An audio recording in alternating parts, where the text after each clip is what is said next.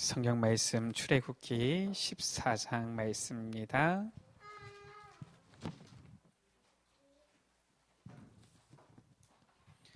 출애굽기 14장 1절에서 14절 말씀입니다.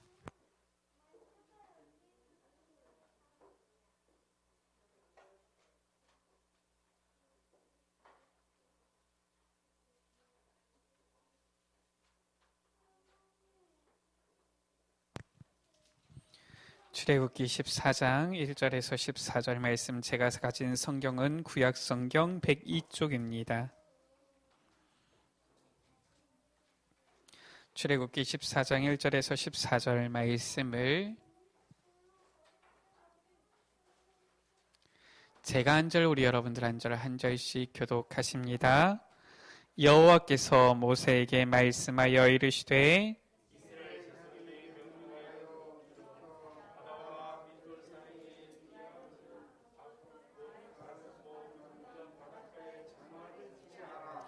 바로가 이스라엘 자손에 대하여 말하기를 그들이 그 땅에서 멀리 떠나 광야에 갇힌 바 되었다 하리라.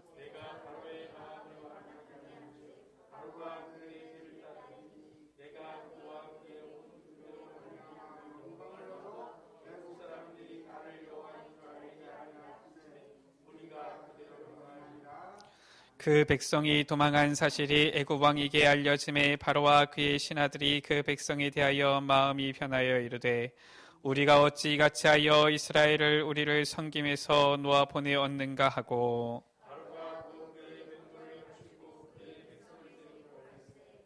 선발된 병거 600대와 애굽의 모든 병거를 동원하니 지휘관들이 다 거느렸더라.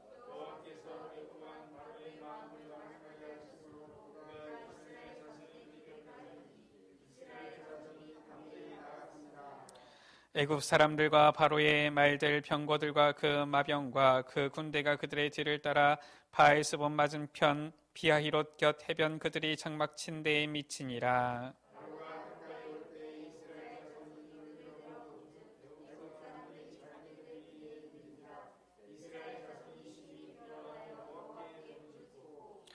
그들이 또 모세에게 이르되 애굽에 매장지가 없어서 당신이 우리를 이끌어내어 이 광야에서 죽게 하느냐? 어찌하여 당신이 우리를 애굽에서 이끌어내어 우리에게 이같이 하느냐?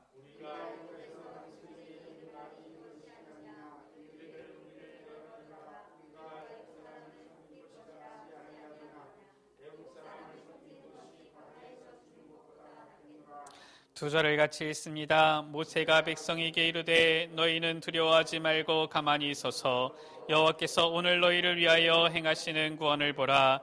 너희가 오늘 본 애굽 사람을 영원히 다시 보지 아니하리라. 여호와께서 너희를 위하여 싸우시리니 너희는 가만히 있을지니라. 아멘. 오늘 장면입니다. 바로 이 홍해 앞에 선 이스라엘입니다.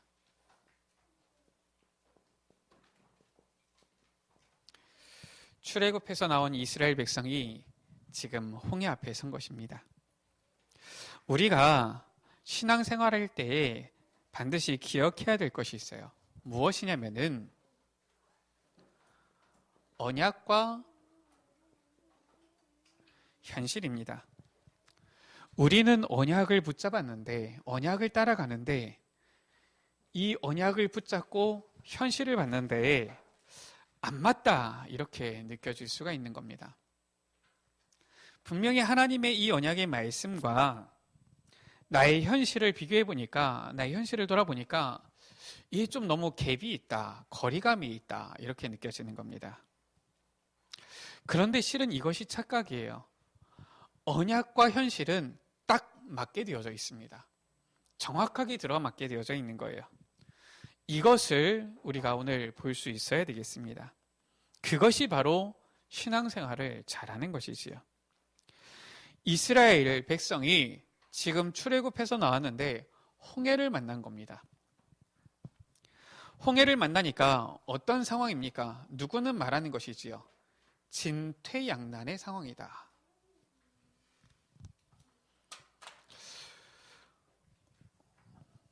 어떤 상황입니까? 지금 이 뒤에는 애굽 바로 왕의 군대가 지금 이제 따라오고 있는 겁니다. 앞에는 홍해가 가로막힌 거예요. 둘 중에 하나입니다. 홍해를 향해서 나아가든지 아니면은 죽든지 둘 중에 하나지요. 이것을 이 사람들은 진퇴양난이다 이렇게 말을 하는 것입니다. 그 상황을 한번 봅시다. 어떻습니까? 오늘 보니까 이 애굽에 병거가 600대, 600승입니다. 모든 이 병거를 동원했다라고 했어요. 한마디로 해서 특별 병거, 이 600승과 모든 병거, 마병들을 다 모은 겁니다. 한마디로 해서 애굽의 모든 군대가 다 총출동한 거예요.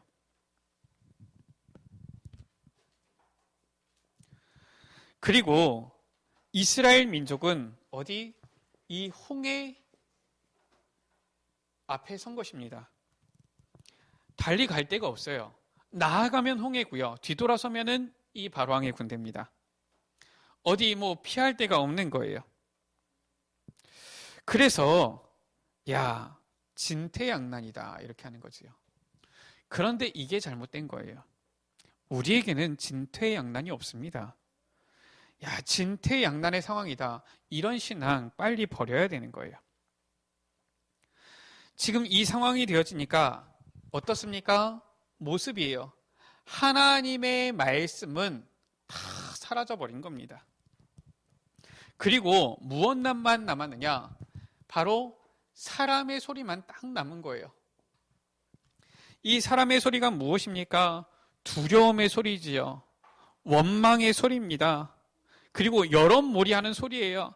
야, 우리가 애굽에 있었으면 좋았을 것인데. 아주 논리적입니다. 애굽에 매장지가 없어서 우리를 이끌어내서 여기 광야에서 죽게 하느냐 이렇게 하면서 아주 논리적으로 맞는 얘기를 하는 거지요. 자, 이때에 하나님께서 이런 상황 속에서 누구를 사용하시는 것이냐? 정말 이 속에는 누가 있었느냐? 기도의 사람이 있었던 거예요. 하나님께서는 다수를 들어서 쓰는 것이 아니라 기도의 사람, 이 소수를 통하여서 흐름을 바꾸시는 겁니다. 그래서 영적인 세계를 아는 사람이라면은 이 기도의 소수의 사람이 다수를 이긴다는 것을 알지요. 우리가 진짜 예배와 기도가 뭔지 알면은 다 바꿀 수 있는 겁니다. 출애굽기 14장 1절 말씀입니다. 자, 여호와께서 모세에게 말씀하여 이르시되, 지금 이 시간표가 언제입니까? 지금 여호와 하나님께서 모세에게 말씀을 하시는 이 시간표란 말이에요. 이 시간표는 어떤 시간표냐? 지금 이 이스라엘 백성이 출애굽을 했는데 홍해 앞에 아직 가지 않았을 그때예요. 불기둥, 구름기둥이 이 백성 앞에서 뒤에서 이제는 함께 이 진행하는 그때입니다. 그러니까 이스라엘 백성이 출애굽해 나와서 이제 길을 가야 되는데 그때의 말씀이 임한 거예요. 말씀이 임하기를 뭐라고 말씀을 하셨느냐면은 2절 가운데 너희는 저 홍해 앞에다가 장막을 치라 한 거예요. 하나님의 말씀이. 이스라엘 백성이 나와가지고 어쩌다 보니까 가다 보니까 홍해를 부딪힌 게 아니라 하나님의 말씀이 이미 임하였는데 이 이스라엘 백성들, 출애굽해서 나아가는 이스라엘 백성들을 향하여서 홍해 앞에다가 지금 장막을 치라라고 한 것이죠. 그러면서 뭐라고 말씀했습니까? 출애굽기 14장 4절 말씀이지요. 하나님의 말씀이에요. 내가 바로의 마음을 완악하게 하겠다. 예전 성경에는 강팍하게 하겠다라고 말씀하고 있는 거죠. 하나님께서 일부러 저 애굽왕 바로의 마음을 완악하게 하시는 거예요. 그래서 그 바로가 이 이스라엘 백성의 뒤를 따르게 되어질 것이다. 지금 이 메시지를, 지금 이 말씀을 이스라엘 백성이 홍해 앞에 딱 서가지고 어떻게 하지 하고 있는데 뒤에 바로왕이 쫓아오고 있는데 그때 하신 말씀이 아니라 지금 이미 출애굽해서 당당하게 나왔어요. 아직 저 애굽에서는 아무런 움직임이 없어요. 이스라엘 백성은 지금 현재 가나안을 향해서 가고 있는데 그때 주신 말씀이라니까요. 그러면서 뭐라고 말씀했느냐? 8절 가운데에 애굽 왕 바로의 마음을 완악하게 하셨다라고 했어요. 분명히 말씀하신 그대로 하나님께서는 그 말씀하신 것을 그대로 이루시는 것입니다. 아니, 왜 하나님께서 저런 일을 합니까? 근데 우리가 제대로 봐야 돼요. 언약과 현실, 이것을 제대로 봐야 됩니다. 사람들은 요거 보면서 자꾸 언약과 너무 거리가 있다라고 하는데 우리는 언약과 현실을 제대로 보면은 정확하게 맞아떨어지는 것이 보여요. 우리는 지금까지 이렇게 생각했죠. 이스라엘 백성이 막 나와가지고 신나게 가고 있는데 앞에 홍해가 있어. 보니까 뒤돌아보니까 바로왕의 군대가 쫓아오네. 어쩌지? 이러고 있잖아요. 그게 아니라 하나님께서 이미 약속을 다 주셨다니까요. 말씀을 다 주셨다니까요. 자, 왜 하나님께서 바로왕의 마음을 강팍하게 하셨습니까? 왜 하나님께서 저 바로왕을 통하여서 이제는 모든 군대를 이끌고 이스라엘을 쫓아가도록 했습니까? 분명히 나와요. 4절 가운데 뭐라고 말씀하고 있습니까? 내가 그와 그의 온 군대로 말미암아 영광을 얻어서 애굽 사람들이 나를 여호와인 줄 알게 하리라. 하나님의 이 언약입니다. 그 가운데 있는 현실이에요. 하나님께서 저 애굽 바로왕 완전히 끝내시려고 이스라엘 백성 출애굽해서 홍해 앞에 서게 하시고요. 바로왕 모든 군대를 일으켜서 쫓아가게 하시는 거예요. 우리 여러분들 정말 올바른 신앙 가져야 됩니다. 정말 세계 살릴 신앙 가져야 돼요. 담대하고도 하나님 앞에 선 그러한 신앙을 가져야 됩니다. 하나님께서는 여기서 어떻게 하신 것이냐? 모든 것을 분별하신 거예요. 차별이 아니라 구별하신 것입니다. 무엇을 구별하셨느냐? 이 쫓아나왔던 모든 이 이스라엘 백성들, 애굽 사람들 완전히 이 분별하신 것이죠. 잠시 쓸 사람이 있어요. 그런가 하면은 조금 길게 장기로 쓰실 사람이 있어요. 그런가 하면은 영원히 남는 사람이 있는 겁니다. 딱 구별시키는 거예요. 분별하게 하는 거지요. 문제 앞에 서니까 다 드러나는 겁니다. 평안할 때는 잘 몰라요. 아무 일 없을 때는 잘 모릅니다. 언제 딱 문제 나오면은 딱 드러나는 거예요. 그래서 그랬다잖아요. 보니까 저 일본이 우리나라 이 식민 지배할 때에 막 이렇게 막 시끄럽게 하고 막 이런 사람들, 야, 저것들 문제가 되겠다 해가지고 저것들 소란 피울까 하면서 막 이 주의시키고 이러는데, 아니 교회, 특히 우리나라의 장로교 많잖아요. 이 장로교의 교인들 보니까 예배 시간에 보니까 별로 열의도 없는 것 같고, 장로교는 원래 좀 점잖거든요. 그러니까 뭐 이게 조는 건지 집중해서 듣는 건지 이런 것 같은데, 언제 딱 이 신사참배하게 되어지고 딱 이제는 일어나니까 어떻느냐, 그렇게 난리치던 사람들은 잠잠해지고요. 이게 조는지 자는지 했던 이런 사람들은, 이 기독교인들은 일어나가지고 어떻게 합니까? 생을 걸고서 신사참배 반대하고 막 이런 거 아닙니까? 그러니까 이 사람들이 깜짝 놀란 거잖아요. 도대체 저 사람들이 뭐냐? 그래서 이 교회를, 기독교를 핍박하고 이랬잖아요. 정말 복음 가진 사람들은 문제 왔을 때 달라요. 어려움 왔을 때 다릅니다. 아무리 신앙생활 잘하는 것 같아도 문제 오기 전에는 잘 몰라요. 일단 문제가 딱 와야지 아는 겁니다. 그래서 우리 다락방에는 이런 메시지가 있잖아요. 저 교회를 무인도 섬 한가운데 위에다가 산꼭대기에다가 지어놔도 밧줄 타고서 올라온다. 우리는 그렇게 훈련받고 있고 그렇게 인도받고 있는 것입니다. 지금 보니까 그 경기도지사도 얘기를 했어요. 예배 금지는 아니다. 다만 어떻게 보면 이러한 집회, 이런 부분이 혹시나 전염될 가능성이 있기 때문에 감염 예방을 힘써달라 이렇게 얘기를 한 거예요. 근데 이제 아무래도 그거 어떻게 얘기하겠습니까? 그거를 구별해서 얘기하기가 어려우니까 자제해달라 이렇게 하니까 얼른 예배를 다 안 드리고 이러는데 좀 생각을 해봐야 돼요. 물론 온라인으로 예배 드리기도 하고 이러지만은 우리가 생각을 해봐야 됩니다. 문제가 왔을 때 딱 분별되는 거예요. 문제가 왔을 때 딱 구별되는 겁니다. 홍해 앞에 딱 섰는데 이 뒤에 바로왕의 군대 쫓아오니까 난리가 난 거지요. 어떻게 됐습니까? 이제는 별의별 얘기 다 나오는 겁니다. 이제는 이 두려워하니까 여호와께 부르짖고요, 소리치고요. 그리고 이제는 원망하고요, 매장지가 없어서 우리를 인도했냐 이러고요.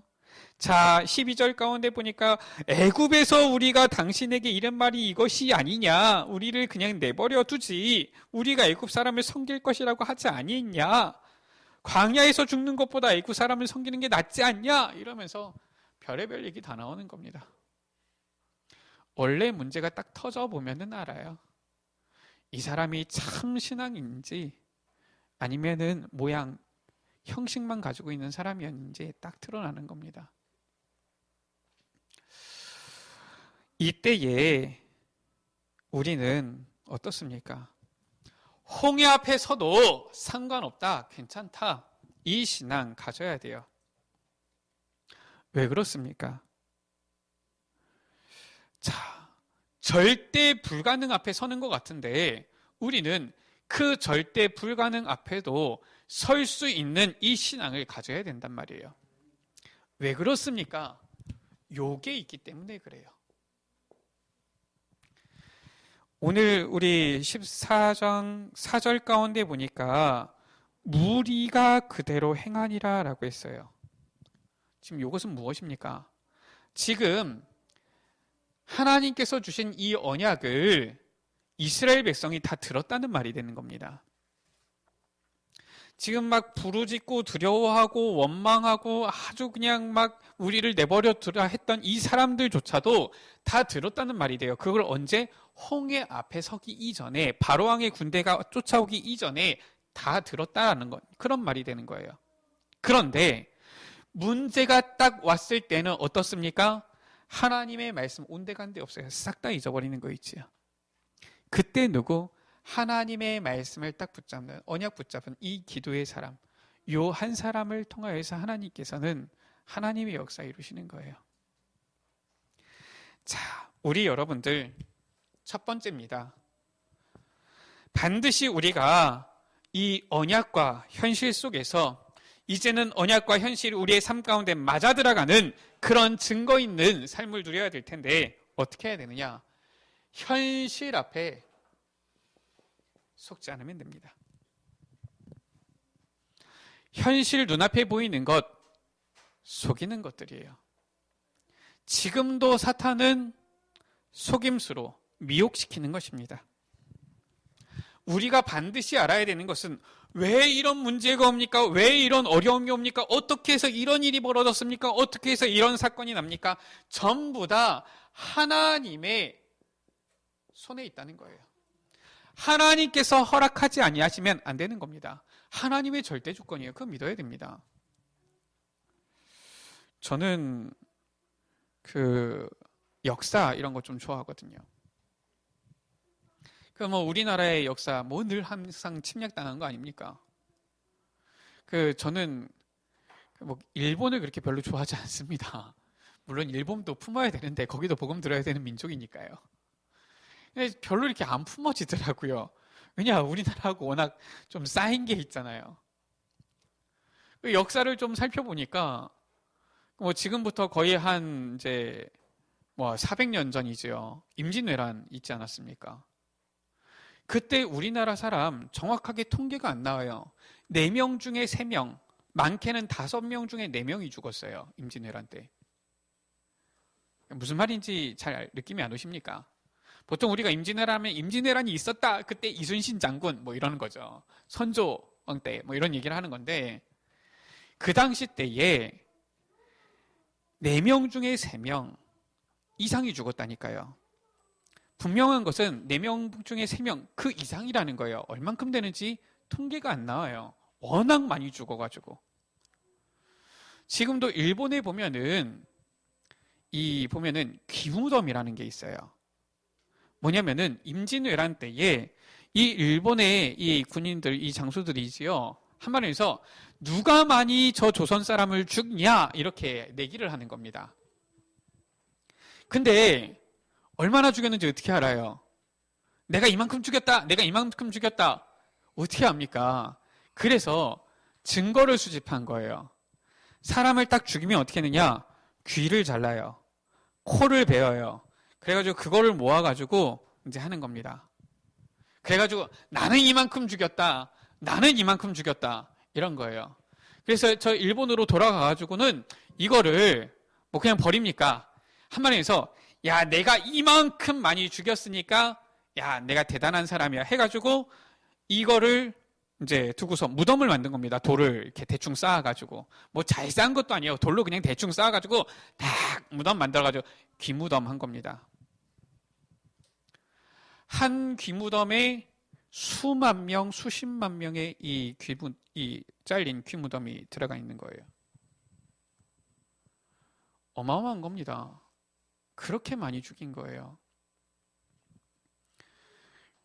일단은 그러다 보니까 뭐 별로 뭐 저하고 오래된 얘기긴 하지만은 별로 그렇게 기분이 좋지가 않더라고요, 일본이.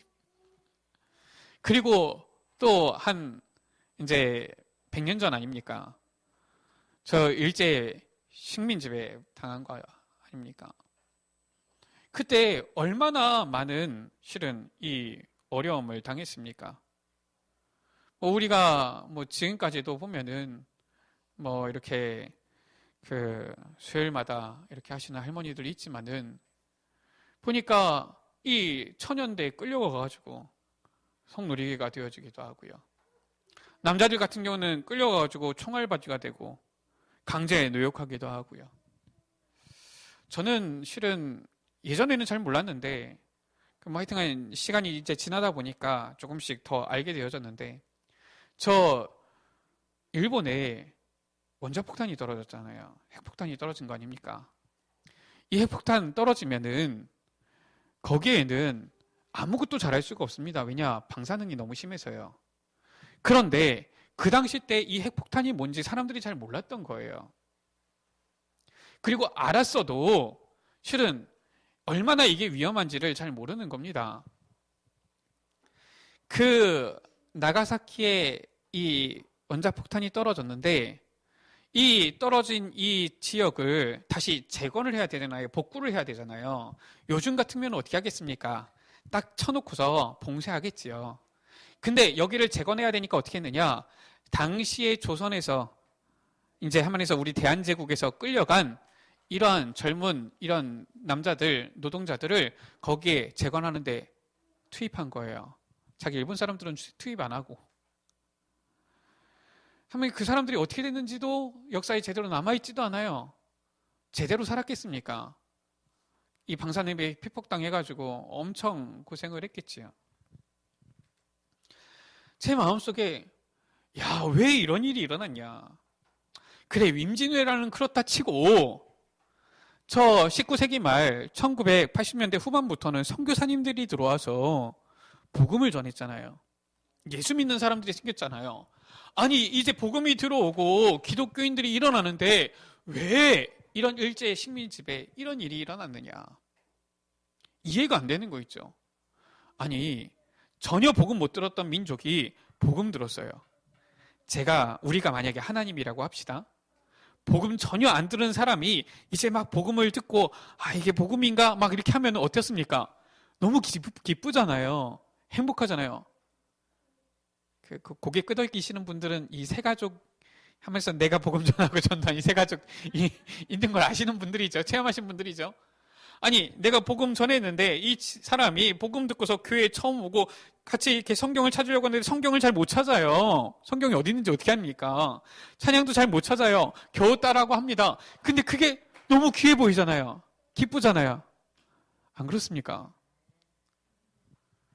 아니, 우리나라가 복음을 듣고 선교사님들이 와서 이제는 이 복음 듣고서 신앙인들이 세례받고 이제는 목사님들도 나오고 이렇게 되어졌는데 얼마나 하나님 보시기에 귀하겠어요.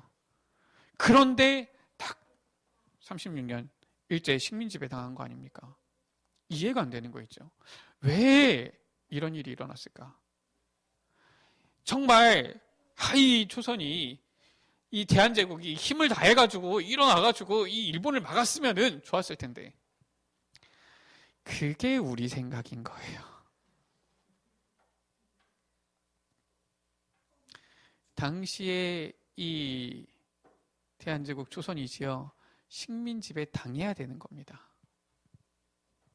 아니, 어떻게 목사님 그런 얘기를 할 수가 있습니까? 그리고 나서 6.25 전쟁이 일어났잖아요. 아니, 하나님 살아계신데 어떻게 그런 일이 일어납니까? 전쟁이 나야 되는 겁니다. 우리나라로서는 비참한 것 같지만 그게 그렇게 돼야 되는 거예요. 저는 지금도 생각해보면 감사해요. 그 일제 식민지배, 6.25 전쟁 이게 없었으면 우리나라는 지금 이러한 나라가 되지 못합니다. 이 나라가 무슨 나라냐? 세계에서 두 번째로 선교사를 많이 보낸 나라예요. 인구 비율상으로는 세계에서 가장 많은 선교사를 보낸 나라입니다. 어떻게 그렇게 되어졌느냐? 일제 식민지배 때 사람들이 강제 이주당했잖아요. 6.25 전쟁이 일어나고 나서 너무 힘들어서 그 당시 때 난민으로 우리나라에서 사람들이 저 해외로 나갔다니까요. 이 사람들이 전 세계 각지에 흩어진 거예요. 거기서 1.5세, 2세 태어나고 자랐는데 이 사람들이 복음 전하는데 선교하는데 너무나도 귀하게 쓰임받은 거예요. 그 사람들 없었으면은 지금처럼 선교운동 못 일어납니다. 왜냐? 선교하려면 그 나라 문화 이해해야 돼요. 문화만 이해할 뿐만 아니라 언어 당연히 해야 되는 겁니다. 근데 한국에서 파송되는 선교사님들이 각 나라의 문화, 언어 다 알고 나갑니까? 아니거든요. 근데 나가보니까 거기에 누가 있어요? 한국 사람이 있는 거라.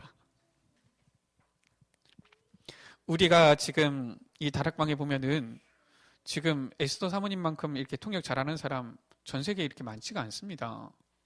예전에 이런 적이 있었어요. 벌써 좀 오래됐지만은 미국의 대통령이 오는데 요청이 온 겁니다. 그 통역 잘하는 그분 좀 통역을 좀 했으면 좋겠다. 이렇게. 그만큼 실력이 있는 거예요. 왜냐? 1.5세 2세거든요. 그러니까 한국말 잘 알지요. 그 현지말 잘 알지요. 문화 다 알지요. 그러니까 정확하게 이 통역이 되어지니까 얼마나 이 복음이 쉽게 증거가 되어지는지. 우리가 카렌의 복음 증거하는 게 왜 어렵습니까? 지금 갔다 오신 분들 다 웃으시는 이유가 있어요. 가면은 강군일 목사님이 주는 그리스도시요 살아계신 하나님의 아들이십니다. 그럼 옆에서 통역자가 Jesus is the Christ, Son of the Living God. 그러면은 카렌은 싸이와 막 이러고 있는 거예요. 이처럼 힘 빠질 수가 없는 겁니다. 만약에 강군일 목사님이 카레너를 하셨다. 그러면 카레너로 막 소리치겠죠. 그럼 거기 있는 카레너 학생들이 번쩍 눈이 뜰 텐데 이게 한국말로 일단 얘기는 했는데 제대로 전달은 되나? 제대로 통역은 되나? 일단은 뭐 내용은 제대로 통역되는지 몰라도 보니까 힘은 다 빠져서 나가고 답답한 거예요, 이게. 이게 힘든 거거든요. 근데 하나님께서 그렇게 하신 거예요.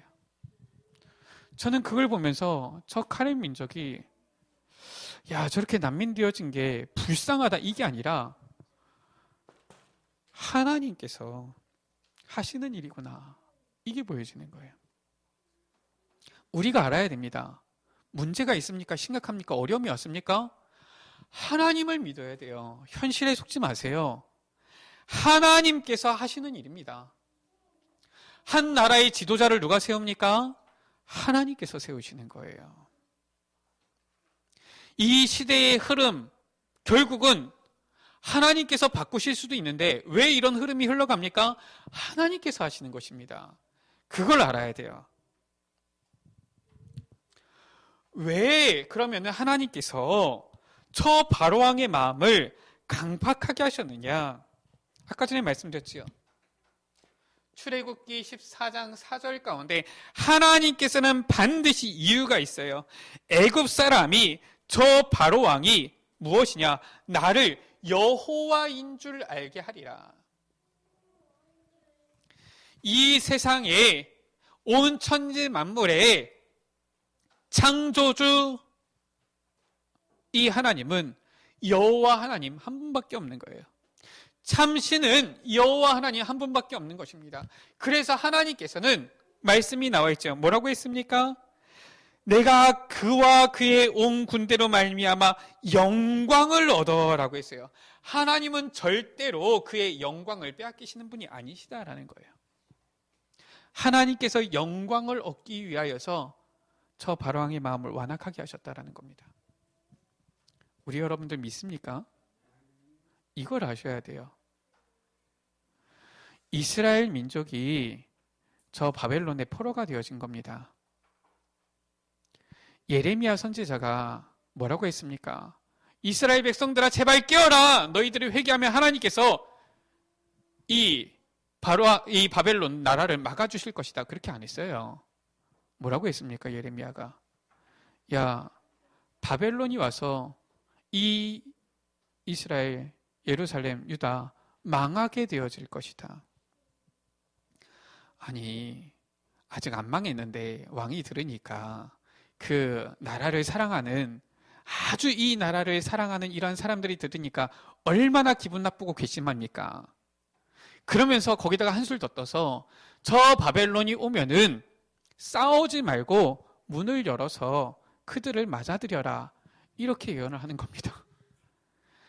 이야, 우리 같으면 어떻습니까? 이거 완전 매국노네, 이렇게 하겠지요. 그러면서 예언한 겁니다. 70년 동안 포로가 되어서 포로 생활하다가 다시 회복하게 되어질 것이다. 무엇을 말하는 겁니까? 하나님께서는 절대로 그의 영광을 빼앗기시는 분이 아니에요. 망해야 되면 망해야 되는 겁니다. 그게 하나님이 하시는 일이에요. 하나님께서 회복시키시면은 절대 불가능한 가운데서도 회복이 되어지는 겁니다. 그게 하나님께서 하시는 일이에요. 하나님께서는 이 모든 것을 통하여서 무엇을? 영광을 받으시기 위함이다. 그러면은 우리는 어떻게 해야 됩니까? 우리는 다른 것이 아니에요. 하나님께서 행하시는 것, 이것을 보라라고 하는 겁니다. 하나님께서 어떻게 행하실 것입니까? 하나님께서는 그의 영광을 빼앗기지 아니하시는 분이신데 그 영광을 얻으시기 위해서 어떻게 행하실 것입니까? 우리는 현실에 자꾸 속는단 말이에요. 현실에는 길이 없어요.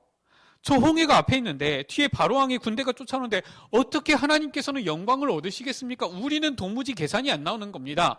그런데 하나님께서는 반드시 영광을 얻으실 거예요. 그것을 하나님은 행하시는 겁니다. 그것을 우리가 보는 것을 기다림이라고 하는 거예요. 하나님께서 행하실 것이 분명한데 이제는 그것을 우리가 지켜보는 겁니다. 그게 기다림인 거예요. 그냥 막연한 가운데 기다리는 게 아니라 하나님께서는 분명히 영광을 얻으실 거예요. 그리고 영광을 얻으시는 그 일을 행하실 것입니다. 그것을 우리는 가만히 서서 보는 거예요. 이 기다림입니다.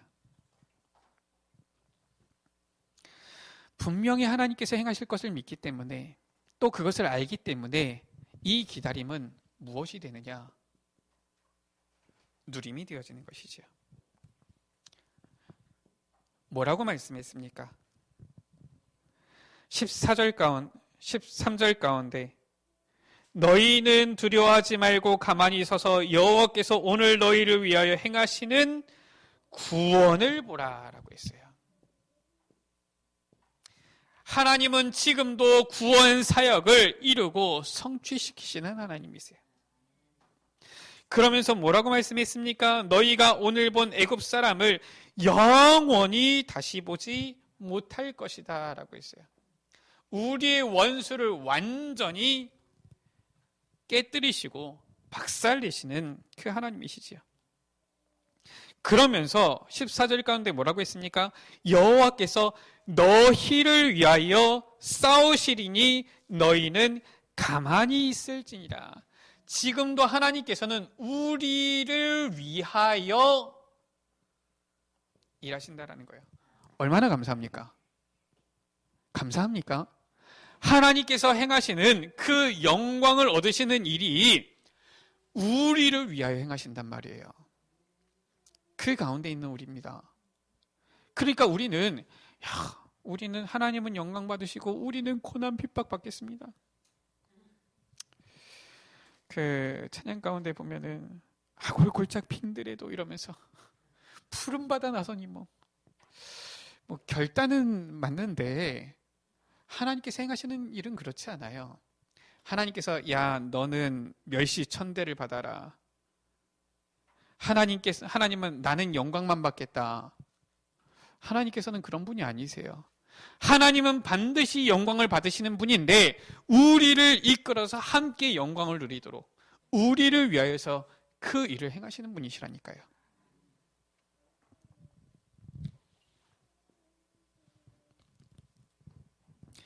자, 그렇다면은 우리는 이때 어떻게 해야 됩니까? 분명히 하나님께서는 우리를 위하여서 행하시는데 구원의 이 역사를 이루시는데 우리는 어떻게 하느냐? 기다리는 거예요. 누리는 거예요. 언제까지 기다리고 언제까지 누리느냐? 하나님께서 행하시는 것이 딱 나타날 때까지 기다리고 누리는 겁니다. 그리고 중요한 것 무엇입니까? 하나님의 뜻이 정확하게 맞으면 우리는 이제 행동하는 겁니다. 이거예요. 우리는 그냥 가만히 낮잠이나 자고 그게 아닙니다. 하나님께서 분명히 말씀하신 거예요. 16절 가운데 지팡이를 들고 손을 바다 위로 내밀어 그것이 갈라지게 하라. 이스라엘 자손이 바다 가운데서 마른 땅으로 행하리라. 지금 말씀을 주시는 겁니다. 이제 하나님께서 주신 말씀대로 홍해 앞에 섰어요. 바로왕의 마음을 강팍하게 해서 쫓아오게 했습니다. 하나님께서 말씀하십니다. 내가 이것으로 말미암아 영광을 얻을 것이다. 이제는 그것을 기다리고 있는 것입니다. 기다리고 있는데 하나님께서 이제는 말씀하시는 거예요. 자, 이제는 지팡이를 내밀어라. 마른 땅으로 가게 되어질 것이다. 지금 홍해가 갈라졌습니까? 안 갈라졌습니까? 안 갈라진 상황이에요, 지금. 근데 그때 어떻게 합니까? 흔들리지 않아요. 왜냐? 언약과 현실 딱 맞으니까요. 이제는 행동하는 겁니다. 지팡이를 내미는 거예요.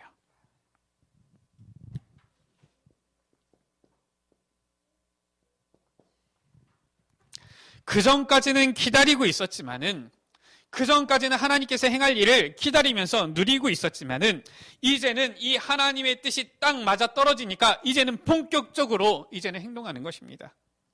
우리 여러분들, 우리의 신앙이 이래야 돼요. 15절 가운데 여호와께서 말씀하시지요. 너는 어찌하여 내게 부르짖느냐? 이스라엘 자손에게 명령하여 앞으로 나아가게 하라.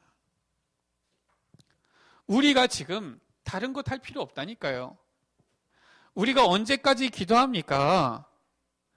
우리가 하나님께서 행하시는 그 일을 이 볼 때까지는 기다리지만은 하나님의 뜻이 맞아 떨어지면은 계속 부르짖고 있을 필요가 없는 거예요. 행동하면 되는 것입니다.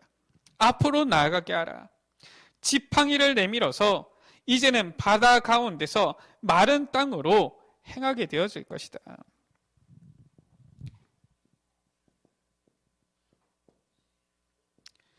가능한 일입니까, 지금? 절대 불가능한 일인데 지금 하나님께서는 지금 말씀하시는 거예요. 그리고 행동을 하라고 말씀하시는 것이지요. 어떤 놀라운 일이 일어났습니까? 19절 가운데 이스라엘 진 앞에 가던 하나님의 사자가 그들의 뒤로 옮겨가매 구름 기둥도 앞에서 그 뒤로 옮겨 뭐라고 했습니까? 주의 사자가 앞에서 뒤에서 이 이스라엘 백성들을 호위해서 이끌어가는 겁니다. 어떤 일이 일어났습니까? 절대 불가능인데 하나님의 언약과 맞아 떨어지니까 절대 가능의 역사가 일어난 거예요. 우리 여러분들 이 신앙입니다. 우리가 현실 앞에 절대 불가능한 것처럼 보입니까? 속지 마세요. 절대 불가능이라 할지라도 하나님의 언약이면은 절대 가능으로 바뀌는 겁니다. 이게 우리의 신앙이에요. 이게 우리가 가지고 나가야 될 신앙의 자세인 것입니다. 더 중요한 것이지요. 더 중요한 것은 무엇입니까? 응답 이후예요. 우리는 현실 앞에 속아서 낙심하고 원망하고 불신앙 다 하다가 조금 응답 오면은 들떠가지고 막 난리 나지요. 막 꼭 모든 것이 이미 다 끝난 것처럼 막 난리 나지요. 그러다가 또다시 문제 오면은 또다시 원망하고 불평하고 막 헤매고 낙심하고 하다가 또다시 조금 응답 오면은 꼭 다 응답받은 것처럼 막 난리 나지요. 중요한 것은 그 응답 이후에요. 무엇입니까? 성경에 보면은 어떻게 나와 있습니까? 다윗은 이렇게 한 겁니다. 모든 이 성전 준비를 다 마친 후에 한 고백이 얼마나 큰 응답입니까? 그게 우리가 한 것이 아니라 하나님께서 우리에게 주신 것으로 그 힘으로 했을 뿐이다. 우리가 한 것이 아니라 하나님께서 힘을 주셔서 했을 뿐이다. 그렇게 고백을 하는 거예요. 바로 하나님의 능력이지요. 이걸 고백해야 되는 거예요. 우리가 있습니까? 하나님께서는 우리가 했다는 말을 하지 못하도록 절대 불가능 속에서 절대 가능을 이루시는 거라니까요. 우리는 조금만 응답받으면 꼭 내가 한 것처럼 착각하잖아요. 그게 아닙니다. 구원은 우리에게 절대 불가능한 거였어요. 하나님께서 절대 가능으로 이루신 것입니다. 저는 지금도 느껴요. 우리나라가 8.15 해방을 맞았습니까? 우리나라의 능력으로는 절대 불가능한 거였어요. 하나님께서 행하신 것입니다. 우리는 인정하고 알아야 돼요. 우리에게 문제가 옵니까? 우리가 애쓰고 노력하면 해결되어집니까? 물론 그러면 좋겠지요. 그러나 하나님께서는 절대 불가능, 그 속에서 절대 가능을 이루신다. 왜냐? 하나님의 능력 나타내시기 위해서. 세계를 살린 것은 하나님의 은혜입니다. 의사가 과학자가 똑똑해가지고 해결할 수 있는 것이 아니라 하나님의 은혜가 임해야지만은 이 세계가 치유되고 살아날 수 있는 거예요. 이스라엘 백성이 어떻게 했습니까? 홍해를 건넌 후에 저 애굽의 모든 이 마병, 병거, 군인들이 저 홍해에 수장된 후에 이 이스라엘 백성이 마른 땅으로 저 홍해를 건너간 후에 어떻게 했느냐? 여호와 하나님을 찬양한 거예요. 우리는 어떻게 해야 됩니까? 응답 이후 하나님께 영광 돌려야 되는 거예요. 오늘 사절에 나왔던 것처럼 하나님께서는 영광을 얻으시기 원하시는 분이에요. 문제가 왔습니까? 문제가 아닙니다. 영광을 얻기 위한 하나님의 계획인 거예요. 우리에게 절대 불가능이 보입니까? 하나님께서 영광을 얻으시기 위하여서 우리를 위하여서 행하시는 놀라운 스토리라니까요.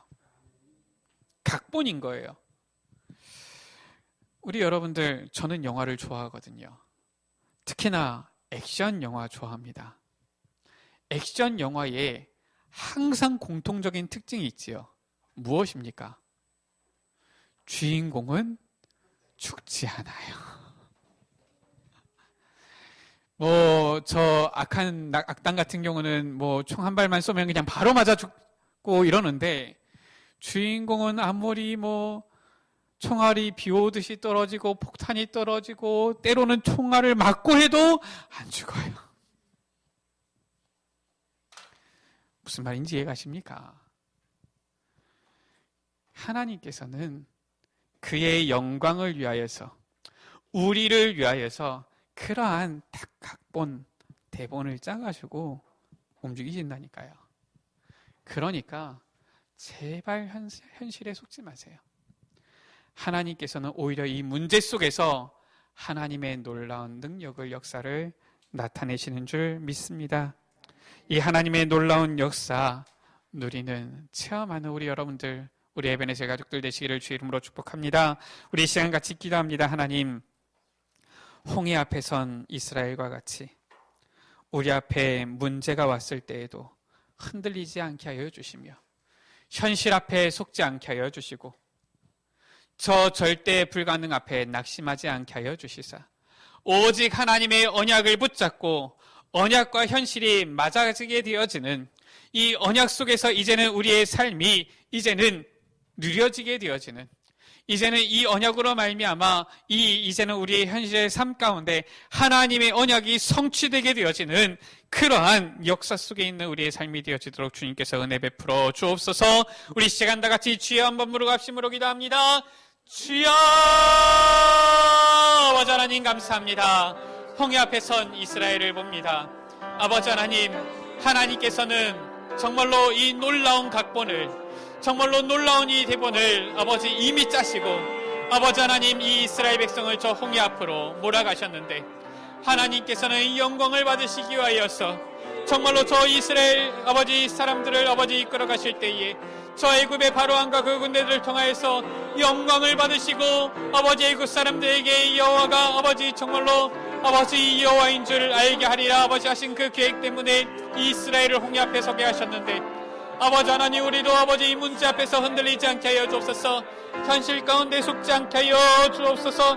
하나님이 행하시는 것을 보게 하여 주시고, 하나님의 뜻이 맞으면은 죽음이 와도 순종하며 나아가는 우리의 아버지 걸음이 되어지도록 은혜 베풀어 주옵소서. 저 홍해가 우리 앞에 있다 할지라도 하나님의 뜻이 맞으면 담대하게 그 마른 땅을 향하여서 들어갈 수 있는 아버지 우리의 신앙이 되어지도록 은혜 베풀어 주옵소서.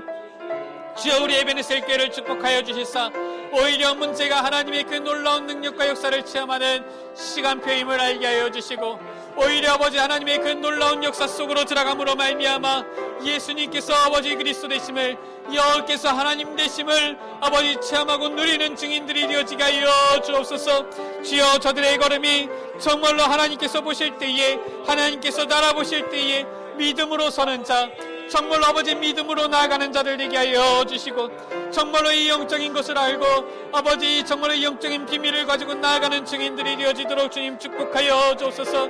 주여, 아버지 어려움 가운데 처한 아버지 이 시대의 연장을 주여 주님께서 기억하여 주시고, 아버지 복음 가지고 승리하는 우리 에베네셀 가족들 되어지도록 주님 축복하여 주옵소서. 하나님 아버지 감사합니다. 우리는 문제 속에서, 현재 속에서 속을 때가 많지만 하나님께서는 우리에게 언약을 주시고, 이제는 이 현실 가운데 그 언약에 따라서 축복의 아름다운 이 각본을 짜서 우리를 인도해 가심을 감사합니다. 주님, 하나님의 언약의 말씀을 붙잡고 믿음으로 나아가는 우리 에베네셀 가족들 되게 하여 주옵소서. 하나님의 행하시는 것을 보며 현실에 속지 않게 하여 주시고, 하나님의 뜻이 맞으면 죽음이 와도 순종하고 나아가며 행동하는 그러한 믿음의 사람들이 되어지도록 은혜 베풀어 주옵소서. 절대 불가능의 현장이 보인다 할지라도 그 절대 불가능의 현실 속에서도 절대 가능의 이 비밀을 가지고 나아가는 그리스도의 증인들이 되어지도록 축복하여 주옵소서. 우리 구주 예수 그리스도의 이름으로 기도드립니다. 아멘.